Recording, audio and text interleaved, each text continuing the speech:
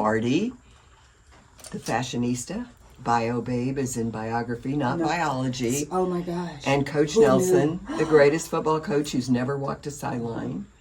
And I'm also co-host of Culture Club HTX. Which is what you're listening to. And I'm here today with my beautiful, blessed, brilliant, Here we go. Go. black and bossy Whatever. co-host. Shavonnah Robert Schreiber, the other half of Culture Club HTX, the executive producer, the eighth wonder of the world, and the parliamentarian who works hard every episode to keep Lovely in line. But we are great, but we have an even greater guest with us We really today. do. We're so excited to Who's have with us, Bio Babe? Dr. Esmaeil, correct? Yeah.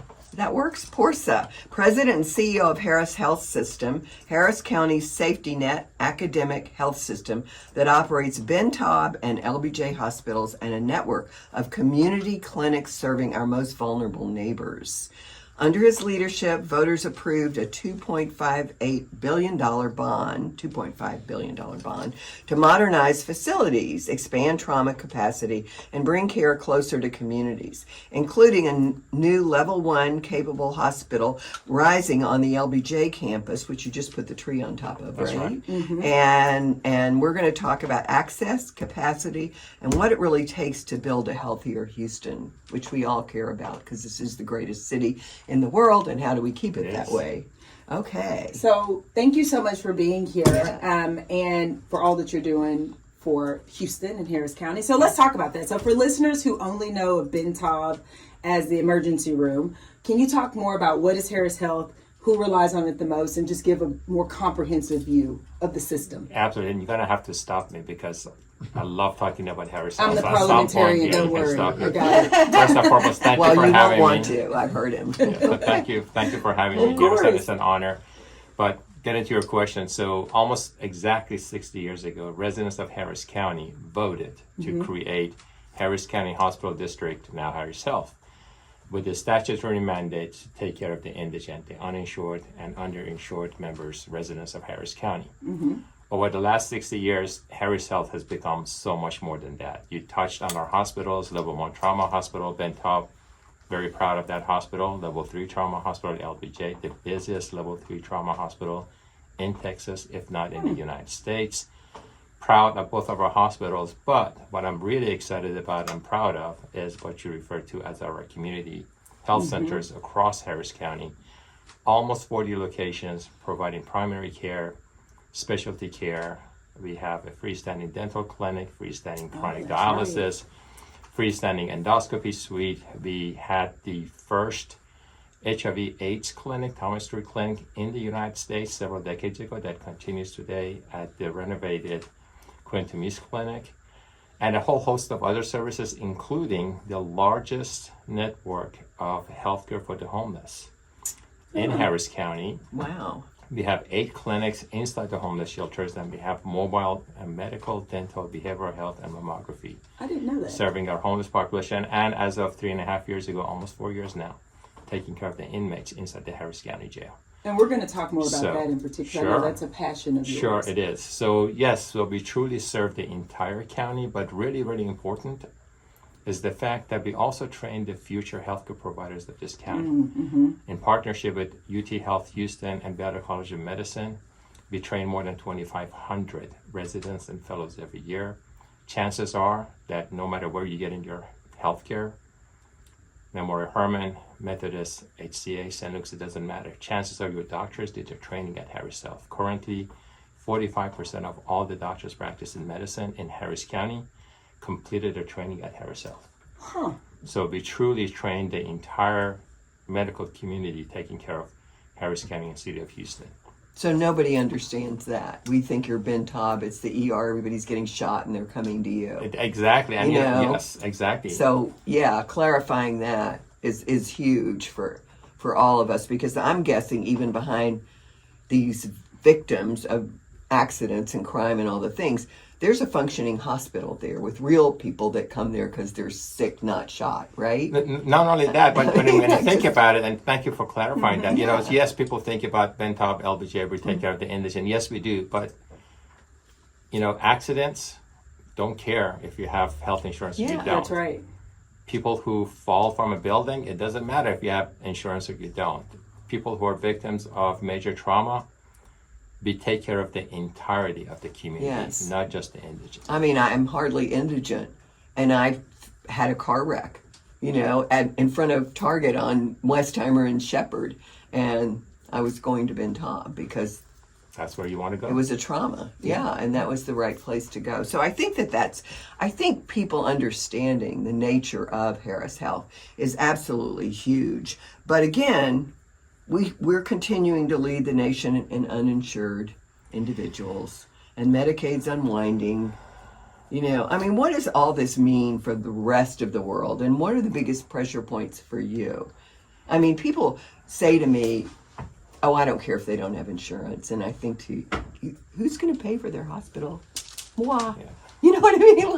Like it isn't free. And not only that, it's actually more than that. When Yeah. people think that, they say indigent or people who are uninsured, who are those people? Mm-hmm. Those are our neighbors. Those are the people who work in our grocery stores, in our gas stations, who work in our small businesses. Mm-hmm. More than 95% of the businesses in Texas are small businesses. Mm-hmm. Those businesses have to provide healthcare. That cost is increasing, so a lot of them don't. Mm-hmm. So people are left without health insurance. So it's not just this thing about others. It is us. It is this community that relies on our services. And getting to your point about what is unfortunately happening in this country with the $1 trillion cut in Medicaid funding, what is happening to the Affordable Care Act, there is going to be thousands, if not millions, of people who are soon going to be left without access to health insurance. I know. So as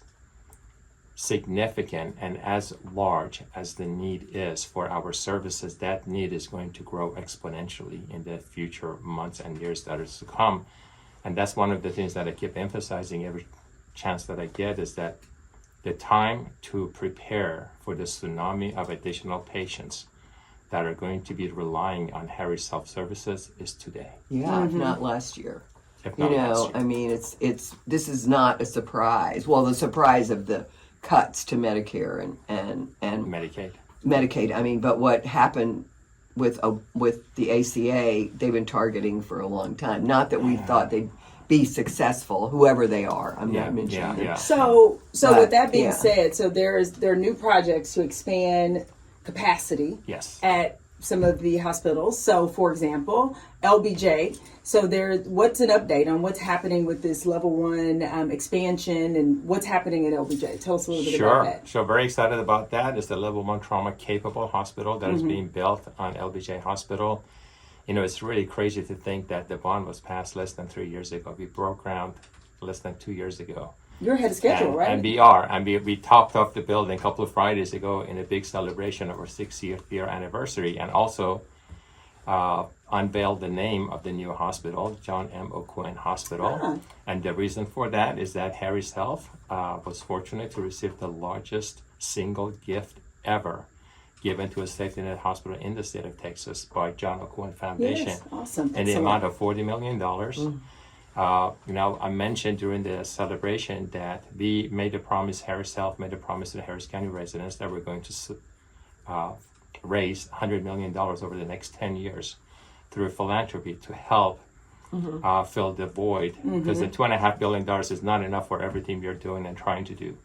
And we are 7 years ahead of schedule. We've already raised $100 million. That's fantastic. Which is exciting.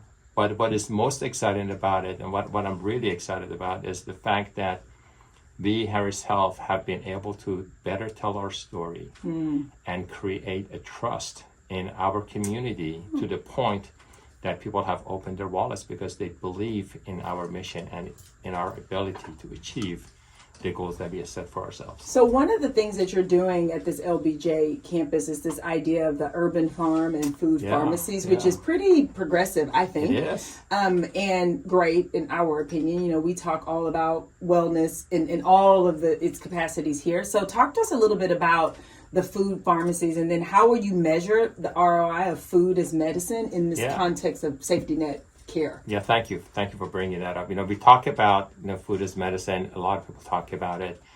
The question has always been, is there any proof that actually that is a valid assumption, right? And the way I'll talk about this is that our mission at Harris Health is to improve the health of our community, especially those who need us the most. I always follow that by saying that we will never have enough hospitals, we will never have enough clinics, we will never have enough doctors and nurses to achieve that mission. For us to do that, we need to step outside of this crazy notion of healthcare being doctors and nurses and hospitals and clinics. There is so much more to healthcare. How do we get to wellness? Food, exactly. Food is a big part of that. So you're right. When this hospital opens its doors in January 2029, if not before then, we will have the largest working. Dr. Porsa, so one of the things that was proposed and is happening in this new plan is 100 plus bed tower, patient bed tower, right across from Cambridge Street, so about almost 8.9 acres within Herman Park.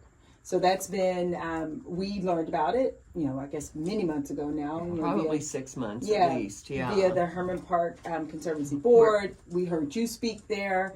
So talk to us a little bit about why that site in particular, because I know, there's lots of conversation around why there versus anywhere else. And then what problem does that particular site solve for patients and clinicians? Absolutely. So let me correct what you just said just Okay, a little please. bit, just to be Please. exact. So this land is not across Cambridge Street. It's actually across Lamar Fleming. Okay. The land is separated from Herman Park, the golf course, and the zoo by Cambridge Street okay, got and it. South Thank you. Bracewood. Sure. Right, because Cambridge goes around. Exactly. Yes. So it is Yeah. literally across Bentop Hospital and immediately adjacent to the entrance to the emergency room to Bentop Hospital. Okay. That makes Across sense. Lamar Fleming. Yes, it is part of Herman Park. It does not have any of the amenities of Herman Park. It is owned by the city of Houston. Really, really important is that no matter what we do on that land, in no way is that going to impede access to Herman Park or impact any of the amenities of Herman Park, the zoo, or the golf course. That's really, really important because people are so confused about that. Yes. Getting to your main question about what does this mean to be able to use this land. Bentop Hospital, 98% of the time, basically all the time, is at the saturation level, meaning every bed in the hospital is taken up by a patient. Every single bed. Every single bed. In our emergency room, in our inpatient unit, in our observation unit. Sometimes we actually use the post-anesthesia recovery beds because we don't have enough beds in the hospital. What that means is that when people are showing up to our hospitals, which we take all patients, we can never close down the hospital. People end up staying in the emergency room sometimes more than a day, waiting to get inside the emergency room to see a physician. At some point, we have to make room for additional patients coming to the emergency room. What we are forced to do is actually take care of our patients on stretchers in hallways of the hospital, sometimes for the duration of the hospital stay. Oh, wow. Which I don't have to explain. That is not a way to take care of patients. It's not humane. It's not compassionate, and not to mention about the quality and patient privacy safety issues and all of privacy, that, all yeah. those issues. So this land provides a very unique opportunity of creating this additional 100 inpatient beds. Because of its proximity to Bentop Hospital, we can actually connect this facility to Bentop Hospital through a sky bridge over the Lamar Fleming, making it part of Bentop Hospital so that it can operate under the same hospital license and the same level 1 trauma designation. Creating this somewhere else would not in any way address the capacity issue at Bentop Hospital, not to mention the fact that we would then be forced to recreate everything that Bentop Hospital has to offer in terms of doctors, nurses, support services, radiology, phlebotomy, operating room, I mean, you name it. You name it, Whatever yeah. makes a hospital.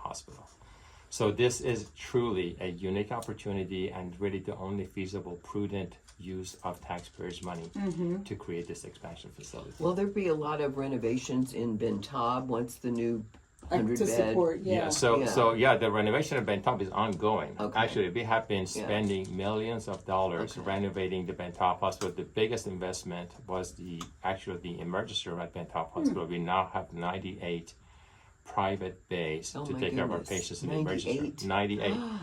That is so many. That is so many, except when you every day, and this is something that I shared with the commissioners a couple of weeks ago, it is not infrequent in the mornings because we have a 10 o'clock safety huddle every day. It is not infrequent that I hear that 60, sometimes 70, sometimes 80 of those ER bays are taken up by patients who've been admitted to the hospital. Oh, wow. Leaving only a fraction of our ER bays to take care of emergency room patients. Wow. That is the issue that we're trying to solve by adding this 100 bed inpatient capacity. So what's next with that particular 100-bed facility? So, from a community standpoint, what will people see next? What's happening? Sure. What's the timeline? So the timeline is that on March 19th, the commissioners, thank God, we had a unanimous vote yes.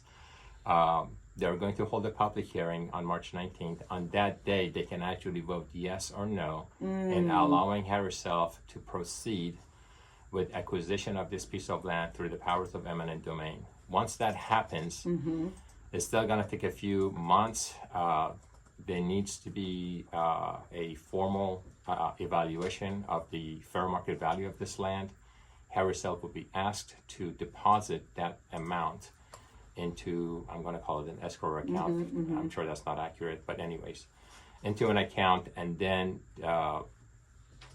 legalese are going to decide who gets how much money, because some of the money will go to the city of Houston since they're owner of the land, and some of the money will go to the people who have inherited the land. And that's going to take several months. But at the end of that, at the conclusion of that, Harris Health would be able to start the designing and then finally breaking ground on that property. Once we break ground, within 2.5 to 3 years, we can actually start using that additional facility. Why does it take so long? It's a hospital. I mean, Simply is put. it just red tape? It's red tape. There's a lot of regulatory hurdles that we have to, because it's not just the city and the county. We actually also have to work with the state, Health and Human Services. So all those things have to be managed. And so it's not only just time, it's also very, very expensive to build hospitals nowadays. So let's shift gears a little bit. So we have a mutual friend that's at Park. So you were at Parkland Hospital in Dallas before. So our mutual friend Miranda, who says hello and is super excited to hear this segment. So you were instrumental in leading this correctional health and population health initiative. And so as a matter of fact, Miranda is like super engaged in this correctional health thing now as a result of your leadership. So what does that actually mean? Let's talk a little bit about that. And then also, second part of that question is, for folks that are new in the healthcare field, like what things do you think they need to educate themselves about? So to the point you made earlier, they can be ready for the next wave of whatever is going to be the need for the communities in healthcare. So thank you for that. Now I'm going to go way back, right? So time machine. Time machine. So I did my training, obviously, at Harris Health. I don't know how obvious that is, but actually one of the physicians. Oh, so you're one of the 45%. Yes, okay, yes. there you go. Yes, almost exactly 30 years ago. I did my training in internal medicine. I was fortunate to be a chief medical resident. At UT, did majority of my training actually at LBJ Hospital. So this is definitely homecoming for me. Yeah. After finishing my training, I was in charge of the emergency room at the LBJ Hospital for a year, after which I moved entirely full-time taking care of inmates at the Harris County Jail. And I did that for 12 years. Wow. So you were like the doctor at Harris County? I was the doctor at the Harris County Jail. Wow. I took care of the clinic patients and the infirmary patients, tuberculosis patients. That's what I did. In 2007, Dallas County Jail was being sued by the Department of Justice for the lack of appropriate and adequate health care inside the jail. So Parkland Hospital, who at the time was in charge of providing care inside the Dallas County Jail, they were looking for a physician who understood public health, who understood correctional health, and here I was. So they recruited me, yes. So I moved to Dallas initially as member of Parkland Hospital, but strictly working inside the jail as the medical director of Dallas County Jail. Within 4 years, we actually created a standard within the Dallas County Jail where we had people from all over the United States and actually people from outside the United States. I remember having people from Spain who came to visit Dallas County Jail to learn about our processes, because we were able to show that very, very efficiently, we could actually improve the care to the point we were delivering better care than even in the community. Oh, wow. So that was 4 years. After that, I moved into the administration of Parkland Hospital in charge of the medical staff office. I was a chief medical officer for a year. I was a chief strategy officer before moving back to Houston and being blessed with the role that I'm in right now. Awesome. So when we, as we look forward to the future, so you've given us an overview of what's happening at LBJ, what's happening at Ben Taub, and a better understanding for sure of Harris Health as a system in general. So what's something that you're most excited about, like say over the next year or so as we wrap up our time together? Yeah, what I'm most excited about, thank you so much for setting me up for this. I should have said this. Okay, so we are building a level 1 trauma capable hospital on the LBJ campus. God willing, we're going to be able to expand Ben Taub Hospital. What I am most excited about as a public health physician is the expansion of our clinics. So we are actually investing $500 million towards creation of 3 new clinics, I'll call them health centers, in North, Northwest, and Southwest Harris County, but also expanding the capability and capacity of all our existing clinics. 40 of them, right? You said 40 of them. And in addition, we have some clinics that are almost 50 years old and they have never been updated. So they absolutely need that investment. The sole purpose of that is going back to what I said initially. People have asked me, Dr. Porsa, what does success look like? Yes. Success in Harris Health looks like this. The day that we have empty hospital beds at Ben Taub and LBJ Hospital, that's when I know we have arrived at success. Awesome. Well, thank you so much. you. As Leslie gives you a standing ovation. I am sorry. No, that was great. No, this was fantastic. Thank you so much because, and for our listeners, if they want to learn more about what you're doing, what the whole system is doing, they just go to harrishealth.com. Harrishealth.org. Harrishealth.org. Yeah. And I encourage everybody to please go there. There's a wealth of information. As we were talking about people losing access to health insurance, Harris Health is proud to provide patient financial assistance. Our eligibility process can also be accessed at harrishealth.org. I ask people to please, please, please do not let go of your health insurance, the access to healthcare. We are here to help you take advantage. Awesome. So harrishealth.org. Thank you so much. This has been so informative. Incredible. I mean, we Thank thought you. we knew, but we really know now. So thank you. And I'm sure our listeners are super excited too. And best wishes. So Thank March you. 19th is the day, right? March 19th is the day. We'll pray. Thank you so much. Need it. Thank you. Thank you. Congratulations, seriously. Thank you. And with that, we'll be back.